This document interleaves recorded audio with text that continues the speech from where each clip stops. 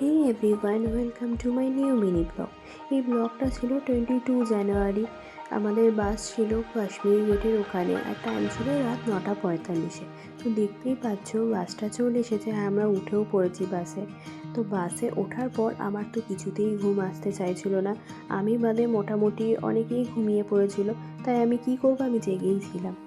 দেন বাসটা রাত 11টার সময় 70 মাইলস্টোন বলে একটা ধাবায় দাঁড় করায়। ওই ধাবাটা এত দারুণ ছিল, মানে কি বলবো। আর হ্যাঁ, মেন ব্যাপার ওই দোলনাটার মধ্যে একটা আলাদাই অ্যাস্থেটিক ব্যাপার ছিল। তো আমি আর হাজবেন্ড চারপাশটা ঘুরতে ঘুরতে ওই দোলনাটা পেয়ে তো আমি ভীষণ হ্যাপি। তো দেখতেই পাচ্ছ, তো আমরা যেহেতু ডিনার করে উঠেছি, তাই আলাদা করে আমরা এখানে কিছু খাইনি।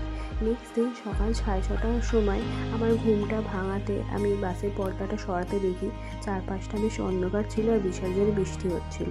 তারপর সকাল 7টার সময় মান্ডি বলে একটা জায়গা, যেখানে বাসটা দাঁড় করিয়েছিল, ওই আগের দিনের মতনই 30 মিনিটস মতন ব্রেক দিয়েছিল।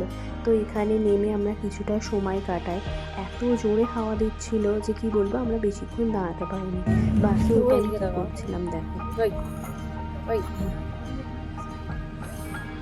আচ্ছা বলো তো, আমরা কোথায় যাচ্ছি এটা তোমরা কমেন্ট করে জানিও। এটা নিয়ে নেক্সট ব্লগে আসবা। সাবস্ক্রাইব করে দিও প্লিজ।